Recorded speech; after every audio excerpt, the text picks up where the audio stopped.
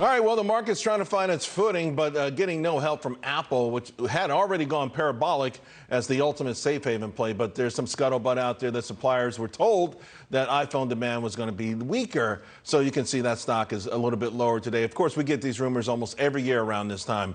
I want to bring in right now Lou Basenese and Shayna Sissel on this. Lou, first and foremost, I got the iPhone you sent to me. I want to say thank you. Unfortunately, when I opened it up, it was on Tuesday, my wife's birthday, so she has it now. But hey, I man, do have the stock. As long as someone in the family has one, that's all that matters. I do have the stock, right? And you've never wavered on owning the stock. What do you make when these kind of reports come out all the time? Shame on these Bloomberg reporters. They're like nocturnal animals like aardvarks trying to cause havoc at night and see if anyone's paying attention. I mean, these headlines are truly giggle-worthy. They put a new headline on a story that's just similar and misleading that you alluded to. We see it every year. It's like changing a duvet cover and telling me you bought me a new blanket. No, you didn't. You just put it all over top of something and making me think something's going on that isn't. And here's where I come down to. Look at the data. First and foremost, Apple always ramps up production going into the fall quarter and holiday season, and then cuts back production a little bit for the post-holiday season because of the seasonality in their business.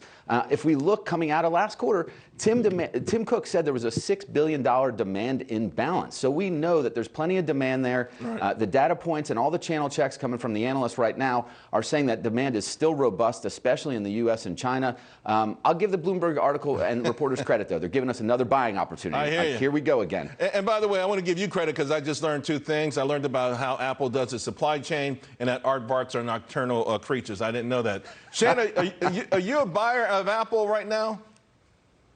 I don't know if I'm necessarily a buyer, but I agree with everything Lou was saying. You know, right now the channel checks are showing that there's robust demand for the Apple iPhone 13. It's on pace to do, I think, 40 million units, which is 10% more than last year's holiday season.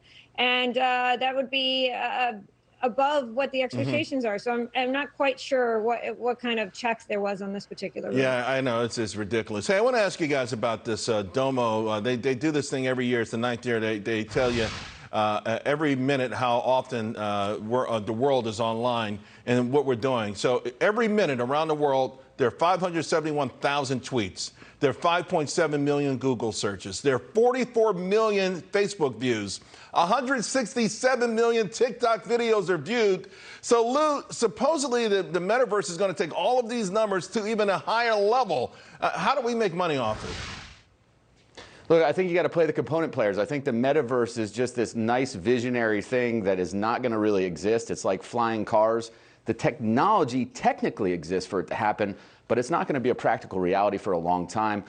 You know, I know your grandson was watching the show. Look, he's learned how to use technology, and if he says that he misses you and he misses your face, he's not going to jump into some mixed reality to try and interact with you. He's just going to FaceTime you. It's seamless. It's frictionless. The Metaverse is just too ambiguous right now. No one understands it. So I think you got to look at component players in the chip space, in augmented and virtual realities. And NVIDIA has been one of the winners there. But Shayna, maybe it doesn't come, this fake reality doesn't come to reality for a decade, but the stocks have been on the move. Are you playing any of them? You know, advertisers, I would think, would benefit from this. Names like Roblox, which is a metaverse in and of itself. That's something my son really loves.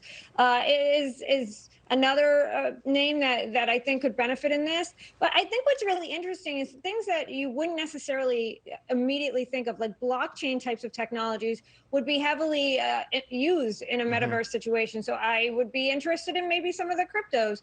And while it's not necessarily investable, I think the biggest winner in the growth of social media are the influencers. You just had on Miss Teen Crypto, and that's a perfect example. Her, somebody like Investiva. These are people that really benefit from the growth of social media, where they can take advantage of the situation. All the stuff I'm buying for my oldest granddaughter for Christmas, she wants her own YouTube channel. She's going to take toys and show you how to play with them and all this kind of stuff. So they're flying off the shelf. Maybe that's what we should buy. Exactly. The people who make those lights, those circular lights, it seems like you can't keep them on the shelf. All right, Lou, thank you so much for thinking about me. I'm not on the Apple, but I'm in the stock. Shayna, always appreciate you and your wisdom.